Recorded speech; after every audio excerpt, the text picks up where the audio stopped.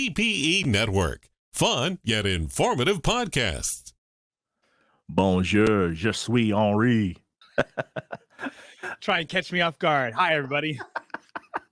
I had to put John on the spot there. Just have some season finale fun. No, I was challenged in the back channels. They were like, prove it. Prove your Frenchy nature. And I said, you know what? I can do that. All right. This is the season. I hope it's not the series finale. No, it's not. I guess we can talk about this real quick before going into it. So I guess that the what's coming up, the Golden Globes? Yes. Okay, so the Golden Globe nominations, how they were going out, how the nominations for WandaVision basically states it as an independent series, but how this one was being submitted was as a continuation. So there was no wrap up to this series. No. And we got huge news. It's going to be Captain America 4. Mm-hmm. The movie, and it is going to star this Captain America. So I am excited about that. So it looks like we'll be getting a lot more of that group and cast of characters. It's going to take some time, obviously. It's going to take, at least 2-3 years to make that movie? Yeah. So it's going to be a while before we get a season 2, I would assume, but it should be amazing. Mm-hmm. So that's a lot of good news. And then later, John and I have some great news about Mouse House Plus and other TPE Network podcasts. All right, let's get into the recap, shall we? Okay. This is Mouse House Plus, episode 17, One World, One People. So Carly and the Flag Smashers say it's time. This was reminiscent to exactly what she said in another episode where she was sitting there going, it's time. She almost said it verbatim like she did in that other episode. And either they ran out of footage and they had to recan some stuff, or they're just showing you her stark contrast as she has gone. I don't really have anything else to add to that. I was just going to say that maybe it would it's coincidental that it's just a 2-word line. So, but whatever. And then New York City is on lockdown. So we have Sam and Bucky. They're on site, and the guard is like, Sergeant Barnes. Should I suspend my disbelief, John? Or are we going to go down this rabbit hole again? 2 times I went through that being like, how did he just do that? I mean, you're not working for the government. You've been pardoned, but you're not working for the government. None of that. But have at her. Well, I mean, in all honesty, are you going to be the one that's going to stop the super soldier with the vibranium arm? Yeah, no. She just be like, see, now if they did that, you just like look them up and down and we're like, just go. I just, that would be almost more believable than just, yes, Sergeant Barnes. And then we have Sharon Carter using the Agents of S.H.I.E.L.D. face tech to get in, where you put that little film on your face. I was like, why take it off? Why not just say, hey, it's Sharon? Because that gives away the suspense. But who was she being? Was she being that FBI agent that gets a line later? I cannot remember. I didn't even think about trying to track this person because I mean, it just seemed to be a toss away character. Okay, because she kind of looked like the guy that makes a crazy line in a little bit. We'll get to in a minute, but we'll get to that. But did you think this was a metaphor for Sharon not being who she says she is? I mean, if you really want to dig down that deep, I can definitely see how you would think that. But in all honesty, she has access to S.H.I.E.L.D. stuff, so it's not like I would put it past her to be able to have this tech. Okay, so maybe I'm looking too deep into this, but I got to keep my theories alive here. I mean, if you just want to outright admit now that I was right, this entire time, I'm okay. You don't have to try and find a way around it. We're trying to find some way around it. Yes. Uh, Yeah. Wait, no, no, no. wait, Uh, wait, wait. I don't have the sound effects on my side. Why aren't you getting the buzzer? reasons. I think this game is fixed. Much like every other sport, yes. The GRC are being gassed, and Sam's outfit and the shield throw were just absolutely perfect. Wait, who are you? I'm Captain America. I thought Captain America was on the moon. Yeah, that was nice. Hey, I want to do a throwback. This is actually from the last episode, and I completely forgot to bring it up after watching this one. So, like, what kind of facility, like, whenever it goes into lockdown, has a whole bunch of red lights underneath things? I mean, I thought that was kind of like I get it. They're trying to get like dramatic effect, but seriously, like now that I've basically spent like 3 years building a facility, I'm like looking at these things. I'm like, who would have been like, hey, it'd be a good idea to stick red lights underneath the table because dramatic effect. Yeah, because that's not more terrifying than, Yeah. a freaking power outage or whatever that's going on to begin with. Yeah, you usually get safety lights, not red lights. So Right. anyway, that set aside, I just it was kind of hard to get past that. But Was it to enhance that red hand logo that they have for the Flag Smashers, like the red, the blood, or is it Hydra, or what is it? I don't know. Is nah, there it's just I think it's just trying to connect it. I don't think it's Hydra in any sense. I have to agree with you that it's more towards the Flag Smashers logo and symbol, and it's red, so that means bad. yeah, okay. Yeah, that's a good one. And we never got a payoff for Captain America's on the moon. It kind of bumped me out, man. I was like, give us a payoff at least. Have him just chilling on. Have Wu taught handing him a drink. Here you go. All right, the Leaper jumps Sam, and this is what he wanted. He wanted to kill Sam on this episode, but Carly calling Bucky, how probable do you think that was? I mean, and I don't. She had some good resources, but the thing that got me was, who is this person? Was she just randomly calling a phone and it just so happened to be near him? I think it's another person, as we saw that card that says, one nation, one people, or whatever they say. I think it's another one world, one people. I think it's another person that is with their cause who's already inside of the stuff. Yeah, but that's what I don't understand. Is she just called one of her people and just so happens to be next to Bucky? I don't know. Television. I don't. That's what I'm getting at. To be like, if she was like leaning out, being like, oh wait, he's right here. Instead, she just like literally walks up to him and hands him a phone. Here you go. I know who you are.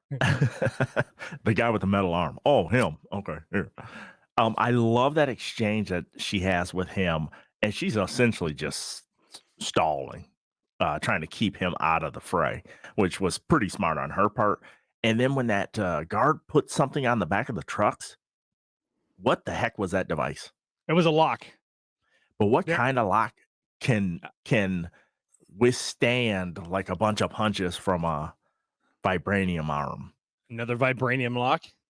I don't think it's vibranium. It finally fell to pieces. Well, that, and also Sam cut through it with the laser on Red Wing. Sure. I don't know, but I mean, there are some metals out there. I mean, keep in mind, even Winter Soldier's original arm wasn't vibranium, but it was still tough as all get out. Till Tony Stark happened. Yeah. Well, yeah, and that was only a full blast of an arc reactor. Yeah, that's true. That was nasty.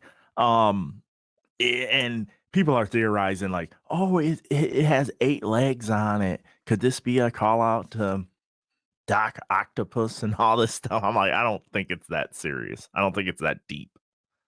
8 legs. What had 8 legs? The little device. It was like a little. Oh, the little. Okay. A little. Yeah, that's what I said. I was like, I think we're reaching.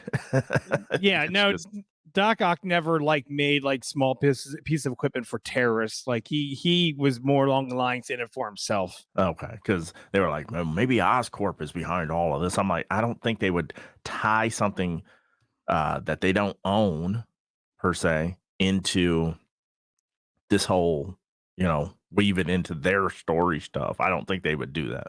Well, this could simply be more shield tech. And this is just something because as we get to the end, we realize that this entire time, that they're basically the paramilitary. They were the paramilitary for the power broker. These could be remnant power broker like tools that they had. Okay. We'll see. I mean, I don't know where we're going to get more information from for that, unless they come out with like a book or something. Some shorts. Yeah. All right, you backtrack. He is kicking Sam's butt, and Carly wants Bucky to sit this one out. How many of us thought that, oh my gosh, when she activates this phone, it's going to do something to short out that arm? That's exactly what I was thinking. No, I didn't think that at all. I didn't actually think anything about that at all. No, I thought there was going to be something special with the phone. I actually thought it was just going to explode.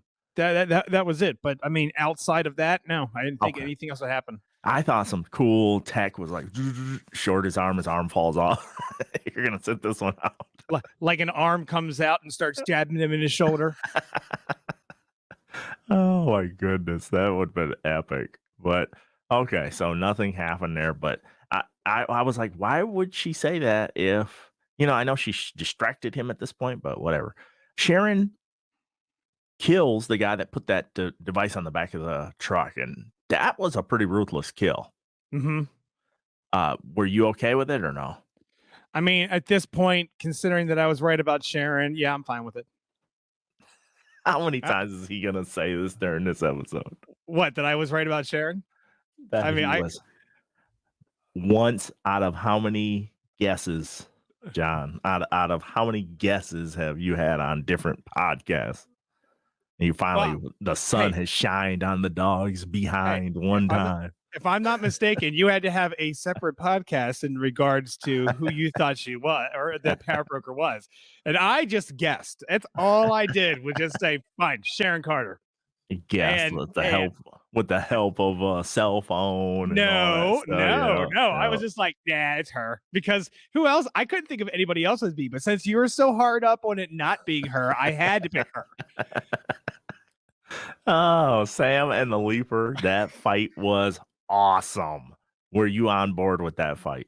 Yeah, and I'm actually upset. I really hope that he's not dead because I'm really starting to like the Leaper now as a character. Even if you just want to bring him in just for someone to kick around at first, I'm fine with that. He just needs to stick around a little bit longer. I agree. Or get enhanced in some way. Maybe an outfit that is like similar to Sam's or something, where it helps him do some extra stuff to kind of give him just that little bit more oomph. I think in the comics he has like an exoskeleton legs. I mean, here I'll admit, and this can sound really silly.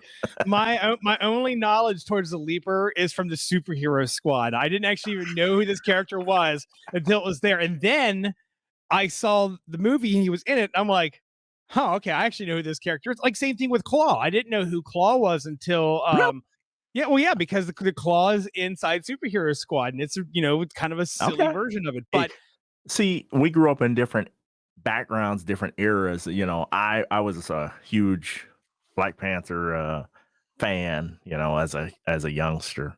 But that's funny. That's awesome. You're like, who's this dude? Well, I mean, I was able to put two and two together. I have to mention, whenever they bring up bad guys, I had to look it up. But as soon as I looked it up and I saw who it was, I'm like, oh my God, I know them from Superhero Squad. So, but the thing is, that show doesn't do the character justice at all.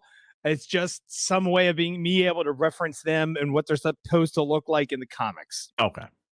Falcon is after the helicopter and releases the new Red Wing. Now, how would the Wakandans know that he has Red Wing? So I think Alex owns that book, but it was the one where it was looking at Shuri talking about like the technology and her aspect or look or her feelings towards characters of people in the MCU. Oh. So she already had like all kinds of, she had full like data spreadsheet breakdown, every single thing of Vision. And outside of, she admitted that Tony Stark was, ingenious in his own right. So, more than likely she has like all this back background technology and or data on that. Now, yes, I realize that, supposedly she was part of the snap as well.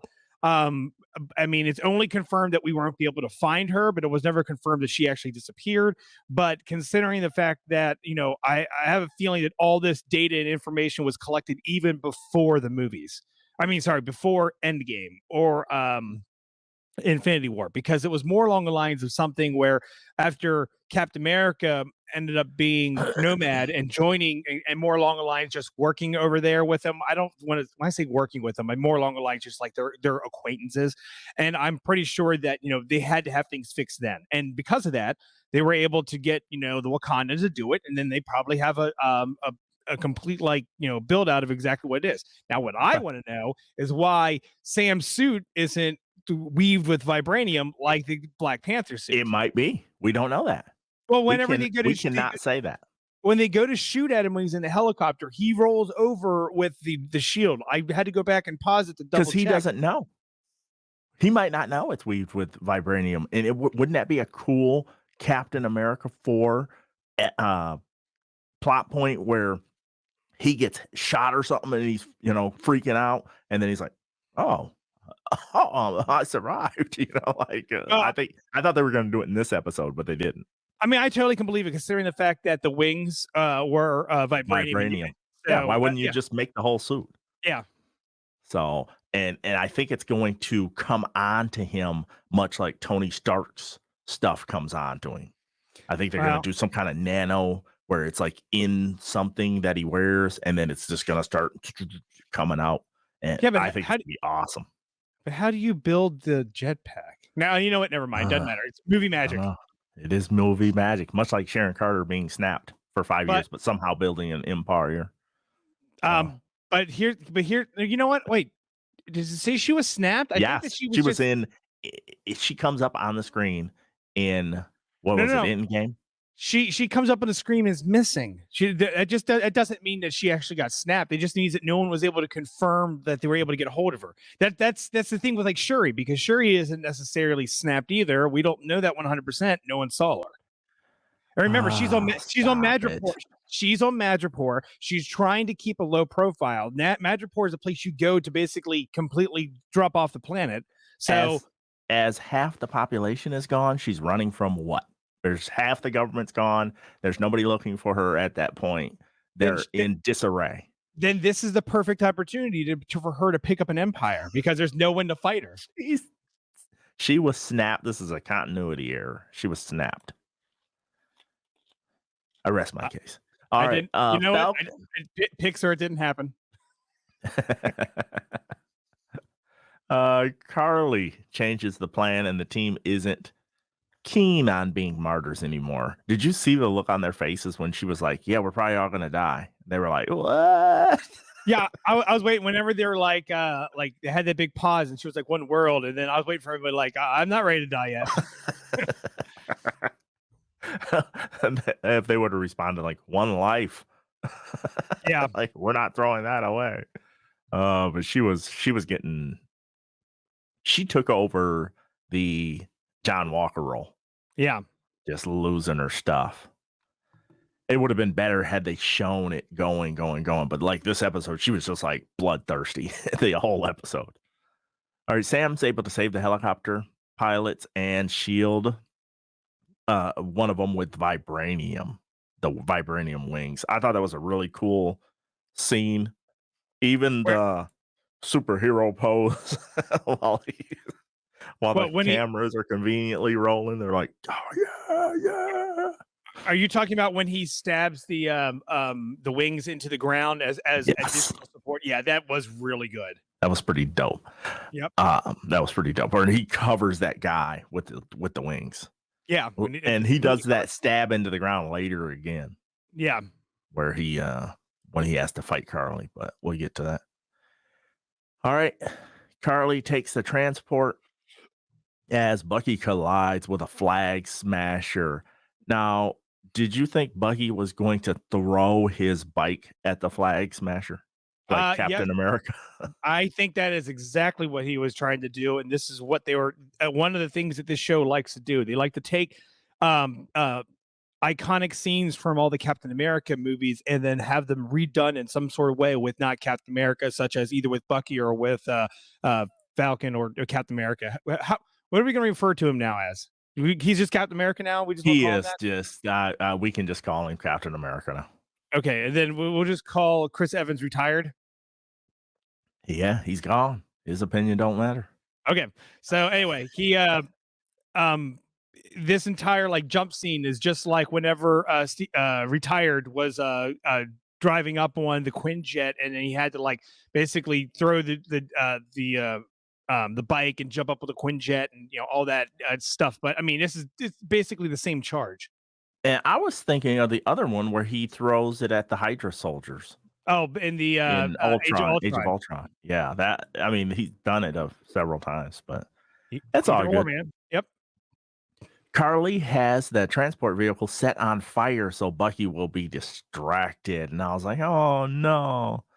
Just then, U.S. Agent Walker shows up shouting, Carly Morgenthau. I was like, this dude with his DIY shield. Oh man, he was a piece of work, man. And he throws that piece of crap at Carly and she just instantaneously kicks it away. Hey, it wasn't all that bad. I mean, the seams looked pretty good on the back of it. Oh, wells, man. Hey. I was just like, boop, boop, boop, boop, boop, boop. Yeah, like 1,000 freaking welds on there, man. It looked I mean, it served the purpose that he needed it for, but yeah, but I actually what do you mean? What purpose? She kicked it away instantaneously. Yeah, he blocked a few things with it, and then they dented the crap out of it. And no, I think if anything, what it meant was at the end when he basically gets rid of it, and it showed that he's not Captain America anymore. So there you go. That was the purpose behind it. Yeah, go get your Medal of Honor though off of there that you ignorantly tack welded inside. Mm-hmm. Oh goodness! So Bucky didn't he have like 3 of those things? I thought they said he had a bunch of medals. Yeah, so it's not like he's gonna miss that one. Oh my gosh! Goodness. Okay, Bucky frees the hostages as Agent Walker gets curb stomped and looks at his Medal of Honor. It was his motivation. He should have had like a picture of his wife in there or something else to motivate him. Yeah, no, I think that that was fine, because the thing is we didn't have enough of her in the series, and there's no reason for him to be like so super gun-ho over the wife, more than the fact that they've already talked about his Medal of Honors multiple times now. I was actually joking, but thanks for doing that. All right. Bucky saves Walker. We're dropping a little realism here. Bucky saves Walker, and then he goes on that fall. Did you hear that scream in the background? No, I did not. Okay, so when he's falling, go replay it next time you watch, and it's like a scream reminiscent of him falling from the train almost, but then he lands like Spider-Man. Yep. That was pretty cool, man. Like the superhero stuck landing. Yep, superhero landing. Vibranium arm takes all the impact. Why your shoulder doesn't hurt, I have no idea. All right, Sam contacts the woman in the helicopter who Red Wing figured out could fly a freaking plane just based off some like shiesty imagery. How does that work? Okay, so hold on. I gotta find it. I actually have one of these. What? I know. Okay, so it's scanning the faces here somewhere. It's scanning the faces, right? And what happens is they already know that these are dignitaries that are. So that means that their information is accessible. So as they go through here, they say that that she is Alia Perez, and she's able to fly a helicopter because she is seen as part of the Philippine Air Force. That's what the readout says. Very cool. So, and she was a helicopter pilot in there. So that's the reason why, he picks her. Okay. And conveniently, she's sitting in the front row right behind where she would need to jump into and not all the way in the back. But I'll digress. Then it appears that he's down. How does he go into the water and then come out and he's not wet? Vibranium? Reasons. Interesting. It was like the wings shaped like almost like a rocket, so his jetpack could keep powering. It was a I cool scene. Don't get me wrong, but I was like, "Hey, there's no water anywhere on him." I was more happy with when he popped out when he was like, "Oh, you deserve the butt whooping now." And then he's Yep. like, "Let's do a countdown." But that plan was pretty freaking cool. I was like, Uh-huh. "This is not gonna work," and Captain America is going to be uh, shamed in his first outing. Not so much. It turned out to be a spectacular save. That was awesome. And then Walker is on a revenge path, but he is getting smacked down, and Carly tries to drive that truck over the edge. And I was like, man, she is just bent on destroying this stuff. She would have survived that landing. So why didn't she just stay in there and just drive it all the way over? Mm-hmm. That's what I thought. And Oh, then actually, hold on a second. I think we've actually skipped over the fact that the other group of people had been running away, and then U.S. Agent and Bucky ended up like just basically following them using the app to tell them to go here, and they had all the police waiting for them. So there was a little call out right here that says that the user 105B 105 just so happens to be a episode of Captain America in Volume 1 where Captain America fought Patrick. oh, cool. Very cool. Good one. All right. Where was I? Walker has to decide if he's going to save the people or get his revenge. Um, and then he gets, then Captain America saves the day, of course. And then the one guy was like, Black Falcon. No, it's Captain America. Yep. Outstanding. Uh, if you're going to throw sticks and stones, Carly's going to throw a big freaking rod. And then later she's going to throw like a big chunk of cement. So sticks and stones, get it? Yep. And she throws it. And Bucky, what is up with him? Should he be a shortstop? Yeah. Catches Actually, everything. yeah. Shields, knives, rods. I mean, there's not much he can't catch. And then Sam is able to wreck them, but the Leaper is back. Oh, that was great. Bucky and John go one way while Sam goes another. Why would you have the two super soldiers go together and then the regular dude? Soldiers the other way. Oh, okay. Okay. I was like, well, Sam, I'd be like, hey, he's my sidekick. Come on. Yeah. Well, I understand where he's going because he was going to go and run after those people anyway. And if anything, he basically is sending him to babysit. Oh, yeah. Yeah. Don't kill anybody on this one. Yep. All right. Carly comes face to face with Sharon. Now, here's the part that has a lot of contention because Sharon technically doesn't admit to being the power broker. Carly says she's the power broker, and then Backtrack, or Carly says something, and Backtrack goes, so you're the power broker. Well, considering that they were having a conversation like, Sharon was the boss, without saying the power broker, but saying everything else, with her response being like, you could have had so much more and all this stuff. So that she was the power broker. I don't agree. I think that seriously, the Val character and her in the comics have been a team. I think we're going to have that same situation here where they are a team and the power broker isn't just like the Flag Smasher in the comics is one person. In this series, it's a bunch of people. It's an ideal. And I think the power broker in this is actually going to be a bunch of people. All right, let's see what with IMDb says, because I see what you're trying to do here. Yeah. I should have been a lawyer. All right, where are we at? Let's see. I need to find Sharon. Oh gosh, this ain't gonna take forever. Now there isn't anyone listed as the power broker. See, I win. All right, let's keep it moving. Leaper tries to renegotiate in the moment and gets smoked. But can I just tell people, I've seen this go sideways a lot of times for real. Don't try to renegotiate in the moment. That one doesn't work. And when he's like, "Oh no, I want more," I was like, "Yeah, you shouldn't have done that." So Sam is gonna try to take Carly down because doesn't it look convenient that she has shot Sharon? Yep. And maybe that song will come on. I shot the Sharon. Oh, is that not the lyric? No. Oh, okay. Bucky and Walker get the rest of the Flag Smashers caught by the police. And who is John Walker now? Is he like changed in like 30 minutes? He's Abe Lincoln. He went from psychotic to Abe Lincoln quotes.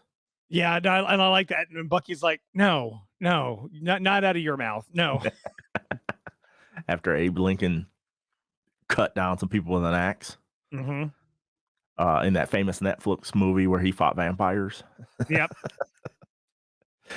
Carly has a gun on Sam, but Sharon whacks her, tries to whack and distract. Carly says that she's sorry to Sam after their epic battle. Anything about their battle you wanted to say? No, it was they did a really good job with all the action here and with everything how they planned everything out. So I don't have anything bad to say. They had me in suspense. And it was a storytelling fight. Yeah. Like he's just on the defensive. She's all offense. She's like, fight me. Yeah. Just freaking out. So that was so sad. So she gets taken out, and Sam flies her down to an ambulance. And is she dead? I think she is. I think she is. I mean, she took like 3 bullets, so that answers that about how super soldiers handle bullets. yeah, I mean, that was like their one thing that they could deal with anyway. I mean, if it doesn't hit anything vital or they don't actually get killed from the initial shooting, they can heal pretty quickly. But you know that's if no bullet, if every bullet misses a major organ. And she's already been shot too. Yep. Zemo shot her or whatever. All right, reporters ask questions, and Sam dresses down the government, and we get that fantastic dialogue. Man, that was good. I usually am not one where I'm like, oh, I'm tuning into the show to get some lesson. And I just thought that his speech was great. What about you? No, it was good. I mean, it was definitely something where, you know, I didn't feel like, oh, listen to another like windblown speech. No, it was actually very heartfelt and deserving. And also with the power to give like Isaiah the like that the oomph behind, you know, everything that he did. Yes. And then Isaiah's watching and Torres is watching, and you saw Torres's tools laying out on that bench. So that's another nod to him working towards being Falcon. Yeah, but you didn't see any Falcon bits out there. No, not yet. Sam nods at Walker. What did you think about that? I want to know. He turns around and just walks into the crowd. I just watched this a little while ago, and I was looking at this, and I'm like, okay, wait. He just walked by that old guy that basically insulted him and stripped him of all of his stuff. And they're like this close, and he just keeps on walking. And this guy's like turned on talking. I cannot believe that guy didn't turn around and was like, Walker, what are you doing here? You're blah, blah, blah, blah, blah, blah, blah. And no, instead he just walks off. No.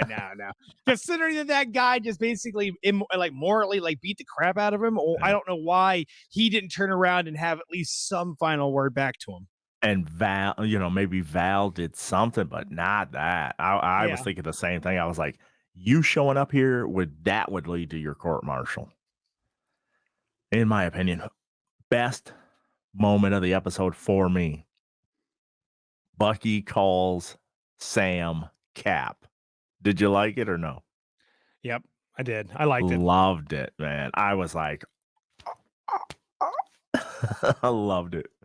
So Sharon is there, and Sam gets called away to go get that last flag smasher. That FBI agent had a ton of on-camera stuff to do this episode. Yep, love it. Too bad he's not an actual like character in the MCU. That'd have been nice if they would made him like some basic Shield agent or something like that. Yes, that'd have been great, like Phil Coulson's cousin or something. Yep.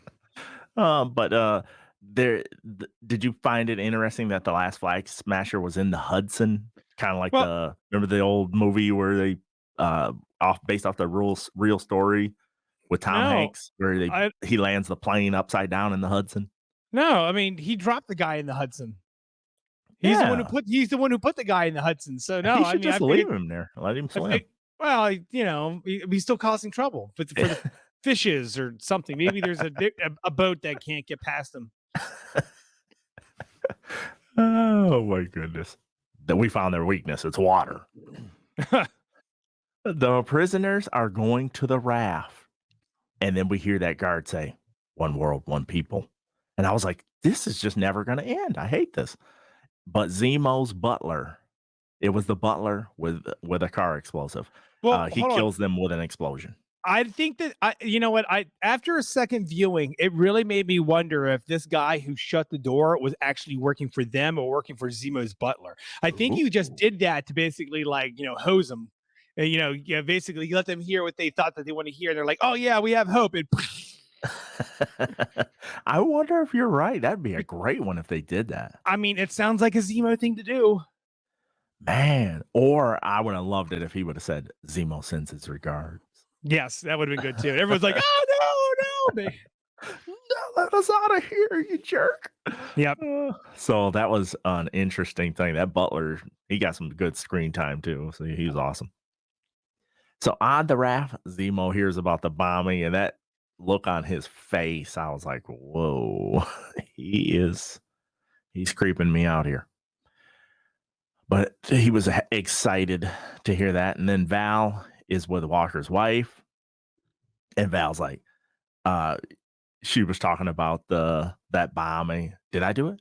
Maybe I helped plan it. I couldn't have planned it better myself, but did I? Or didn't I? I was like, oh, love that. She was good. What about this other line that she says things are about to get weird. So when they do, we're not going to need a Captain America. We're going to need a U.S. agent. Yep.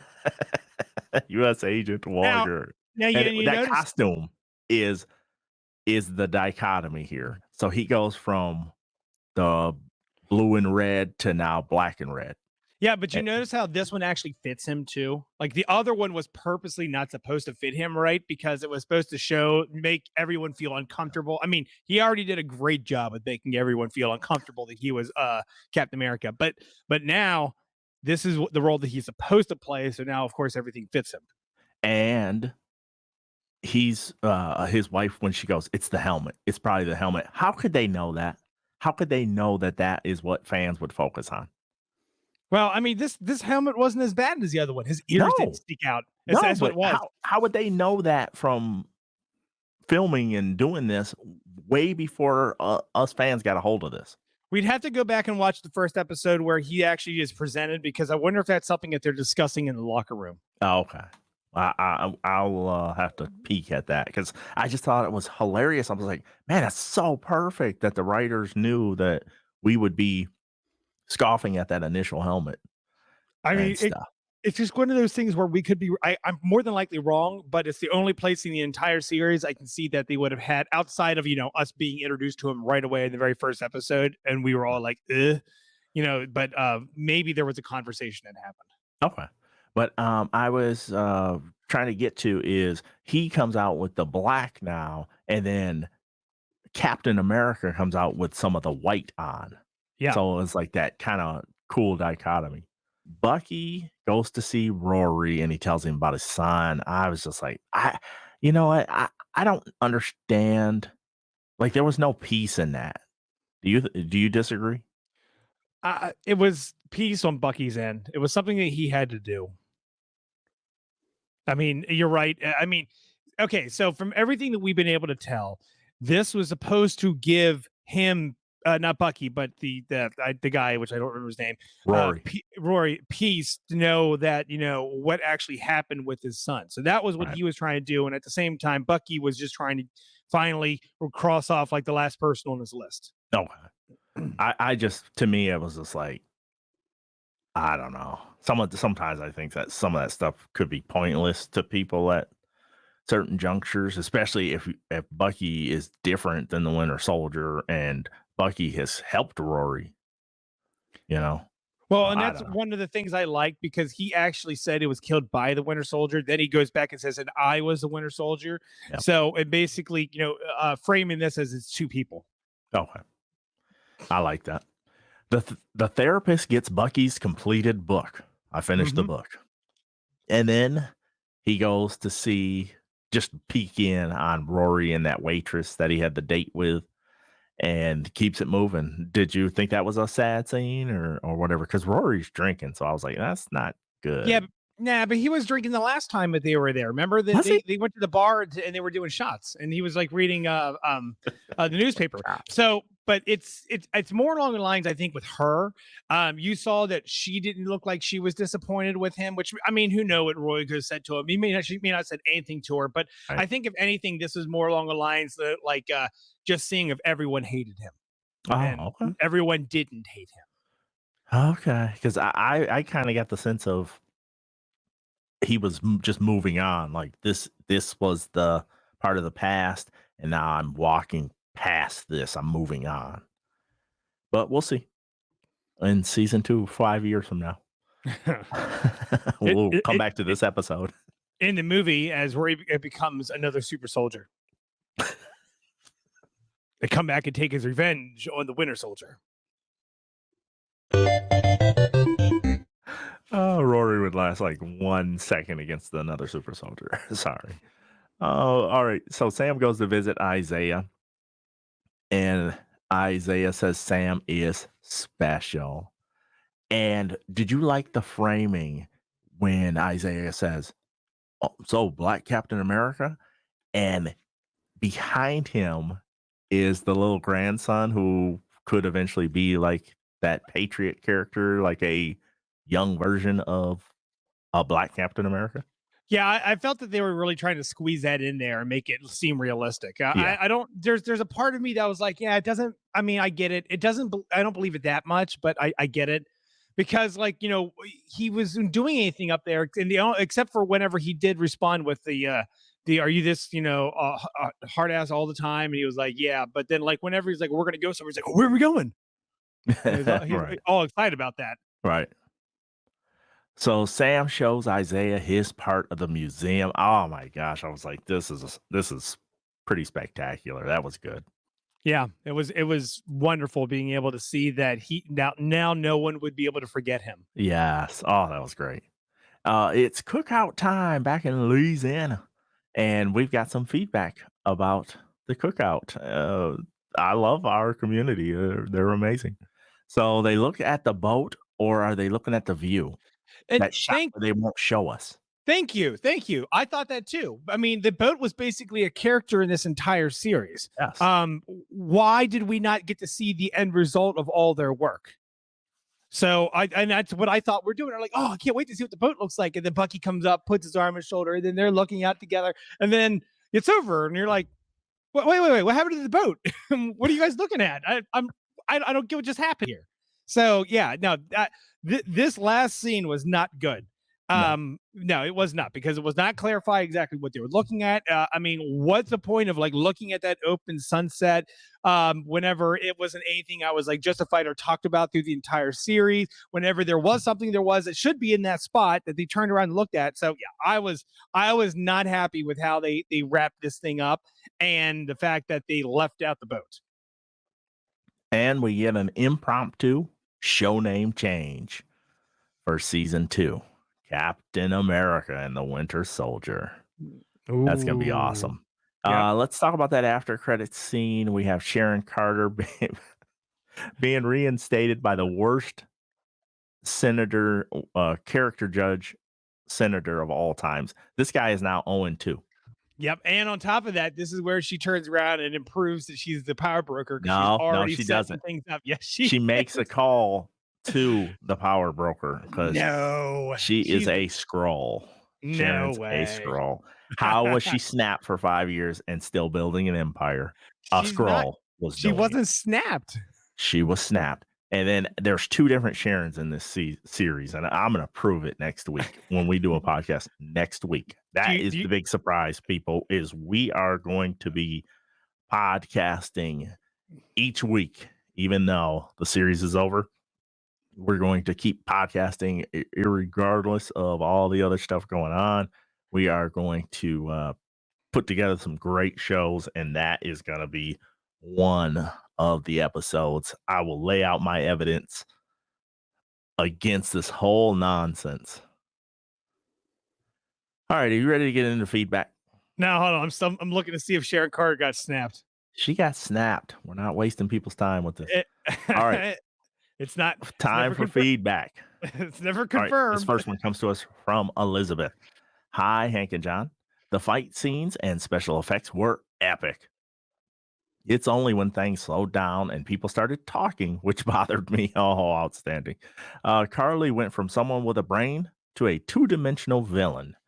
Walker went from a guy who wanted to do the right thing to a crazed murderer and back to a heroic guy.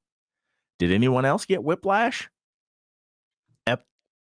Except for episode 3, Sharon had next to nothing to do in this series. Was this just a prelude to her own series? Sam had a great speech, but will anything improve? Bucky and Sam were the only ones who grew through the series. Will Isaiah come back? Deep cut here. This is what I was alluding to earlier.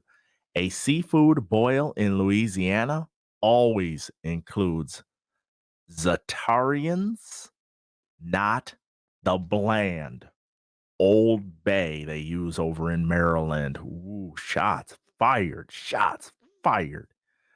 Thank you so much for your podcast and keeping the details sorted out. This is Elizabeth. John, what do you know about this Zatarians spice seasoning?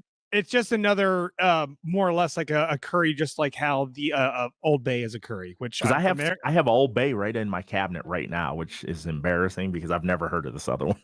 Oh, I mean, I've heard of a bunch of other ones out. They because I had I've been to a couple of Louisiana crawfish fries, and my friend have it, and they send that seasoning. So what happens is there's a couple companies out there that you can pay the overnight live crawfish to you, and these things are still alive, and then they give you every single thing that you need to do the crawfish. They give you the sausage, they give you the corn, they give you the onions, and you just throw everything in a pot and just light that stuff up. But it also comes with all the seasoning, which I mean, it's just a different version. But it doesn't. It does the same effect as Old Bay does, but it doesn't taste like Old Bay. It's got its own a specific taste. But if you were trying to it's almost like saying dark chocolate and milk chocolate and white chocolate and fudge chocolate. They're all chocolate, but they all have a little bit different taste to them. Oh, okay. I'm fascinated. I'm gonna look for this. I'm gonna maybe order some off of online somewhere, Amazon somewhere. Typically, that's what you have to do. But considering that you're in Michigan, and I know that Old Bay isn't something that's supposed to be even steadily available on all the shelves out there, you might, if you find the Old Bay, you might be able to find the other stuff as well. Yeah. So for me, I wouldn't be able to find anything. Everything is Old Bay or bust. Being a grocery manager for the biggest regional grocer in this state, in this area, it has its perks. Oh, yeah, I'm sorry. Am I making that sound like I'm complaining? No, I only abide by Old Bay or nothing else. So I just know of other things, but they all suck compared to it. Oh, wow. Shots fired. Shots fired. All right. Elizabeth said that when things slowed down and people started talking, that bothered her. I love that because that means action. Let's come on with the action. What'd you think? Now, I think when we had that first episode and he had the slow talking, that was pretty brutal. This one, I was fine with the small gaps they had there because the slow talking, it was only a couple times that it actually happened, and it went right into something else. True. All right.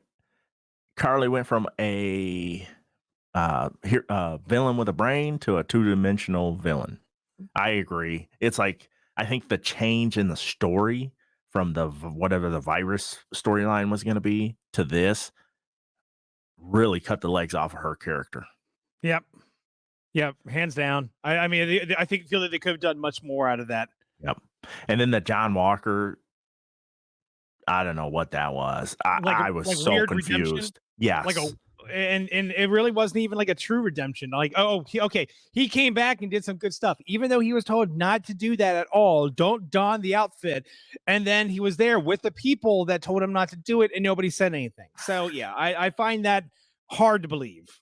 I do too. It's really ridiculous. I mean, unless they're saying Val has so much pull that she could be like, "Yeah, you go there, and you're gonna redeem yourself," which would make you wonder how could she know all that Yeah, unless she is in fact the power broker and doing everything.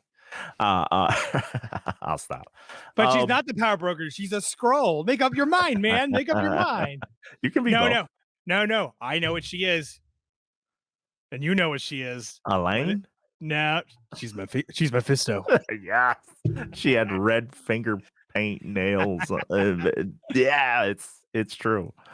Oh my goodness. Okay, so Bucky and Sam were the only ones that grew through the series. Agree.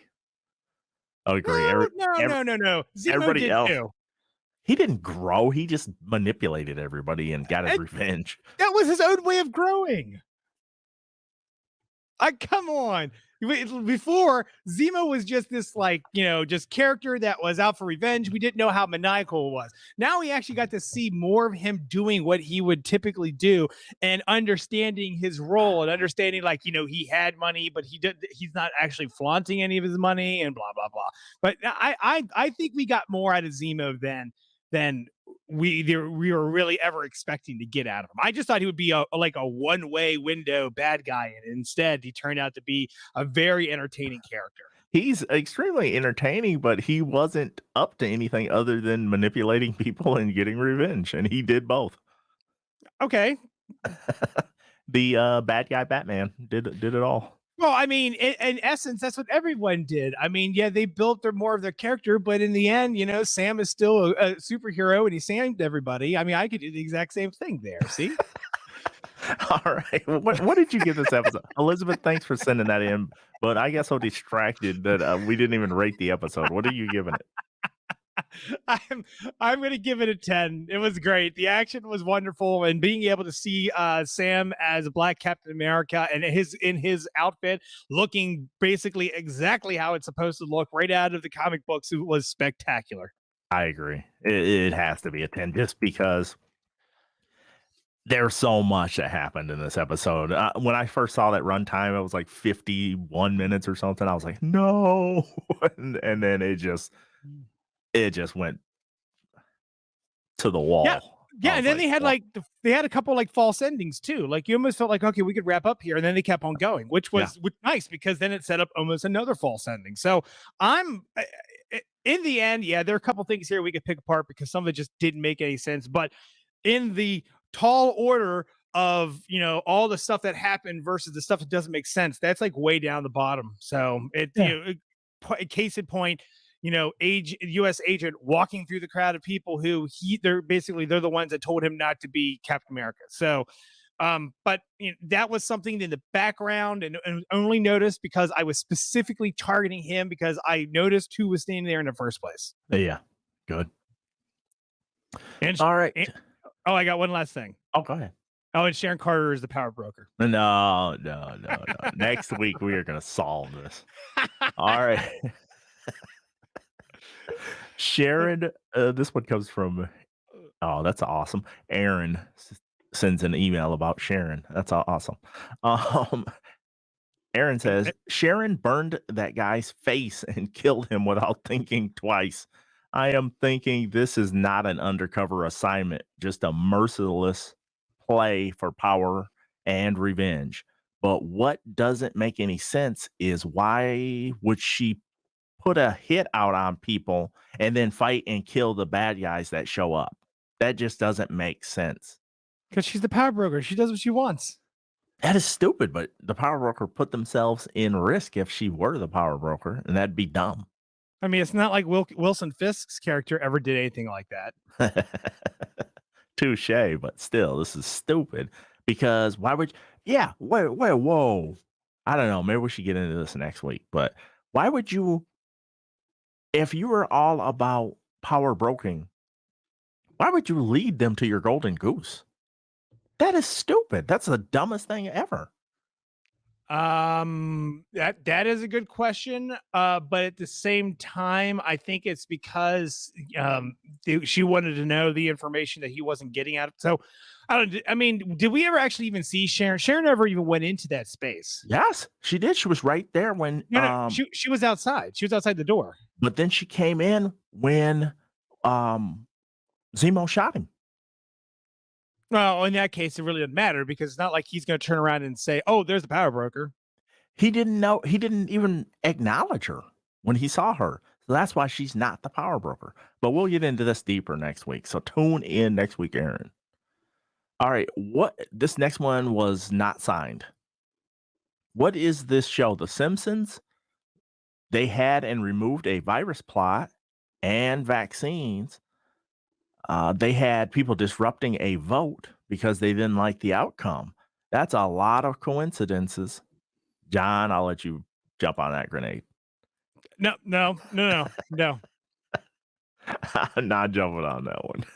I mean, it's interesting, but I'm not getting in. I don't want to get into that. I mean, they already had written most of this stuff out before anything happened. And then after things happened, it's not like, I mean, they can go back and try and correct. Now, I understand getting rid of the virus and the vaccines. They had over a year to try and work that out. And they did the best they could. Turning around and saying attacking for a vote that they didn't happen. I mean, come on. It's not like, the people who did this had any idea something like that would happen for real in our country. Right. Because this should have been out well before this happened. But if you want to say it's a Simpsons related thing, I'm down with that. So that means we need to go through and figure out what else in the MCU is predicting our future. Maybe that means we'll see Thanos. He's on his way. Yeah. This last one is from Jeff. It says, who do you think Sharon calls at the end? Could she be calling Val, Hydra, or someone else? I think it's someone else. I think it's her it's the power broker's minions.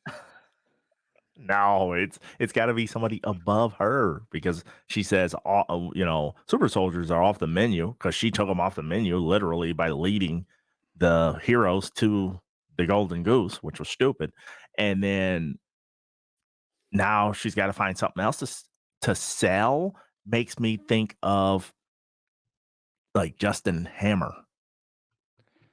I feel that we're going to have a pretty good next episode. Hey, everyone that's listening, if you guys can send in feedback with your why Agent Carter is the power broker or isn't the power brokers to help our argument. Maybe we can judge how many people we actually get messages from. Hey, does YouTube allow like 3-hour streams? I mean, we could do a live stream if we want to try and get answer phone calls. But it's okay. I'll spend a week, writing stuff down. I'm ready to debate the fact that she's the power broker. You want to do this? We can do this. We're going for this. This is happening. This is happening. So Justin Hammer was on the other end of that phone call, and then, or maybe it was the 10 rings. Or maybe it was Lady Hydra. Yeah. Yep. The woman who shall not be named agent after 13, but before 15.